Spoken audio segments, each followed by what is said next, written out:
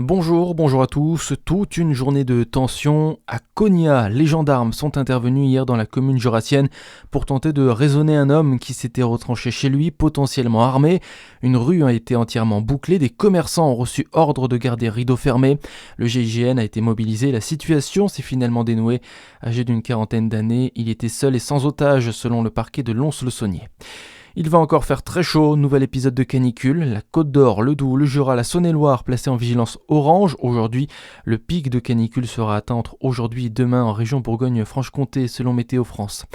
Dans le Jura, la commune de Doucier appelle les responsables du saccage d'une barrière à assumer les actes. Dans un message sur Facebook, la mairie déplore de nombreuses incivilités au niveau de la plage et notamment la dégradation de la barrière de hauteur rouge sans prévenir et prendre ses responsabilités. La municipalité appelle de potentiels témoins à se manifester.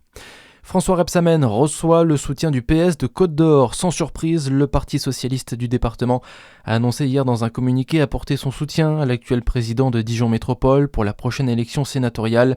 Le PS évoque la nécessaire alliance des forces de gauche pour faire face aux défis climatiques et aux besoins de justice sociale. Dans l'actualité aussi, la canicule ne fait pas souffrir que nos organismes, les vignes aussi transpirent. Résultat, dans de nombreuses régions, les vendanges ont déjà commencé avec parfois jusqu'à 10 jours d'avance. C'est le cas notamment en Bourgogne, dans le centre Val-de-Loire ou encore dans le quart sud-est. La faute à un hiver doux, mais aussi à la sécheresse et aux fortes chaleurs de ces dernières semaines qui vont parfois jusqu'à modifier le goût du vin. Écoutez Franck Seillant, vigneron dans l'Aude, au nord de Carcassonne. On a des vins qui sont un peu plus alcoolisés forcément, puisqu'on les rentre à des degrés plus élevés. C'est pour ça qu'aussi sur les blancs, on avance les maturités pour éviter d'avoir cet effet-là, parce que c'est pas ce qu'on recherche sur des vins blancs, puisqu'il faut garder de la fraîcheur, de l'acidité.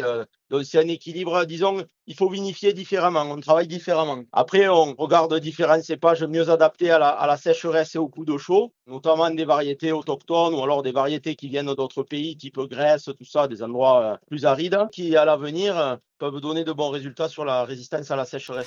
Si elle n'altère pas la qualité du vin, les vendanges plus précoces sont moins rentables pour les exploitants selon Franck Seillant, également secrétaire général du syndicat des vignerons de l'Aude. Il faudra désormais attendre septembre 2081 pour revoir un phénomène d'une telle ampleur en France. Des millions de personnes se sont pressées, lunettes au nez hier soir pour assister à l'éclipse solaire.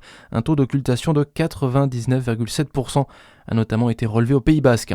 Et puis le diocèse de Saint-Claude organise 2 déplacements pour aller voir le pape Léon XIV en déplacement à Metz en septembre.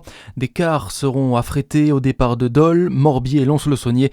Le souverain pontife sera en visite officielle en France du 25 au 28 septembre prochain. Voilà pour l'actu, à suivre votre météo sur Fréquence Plus.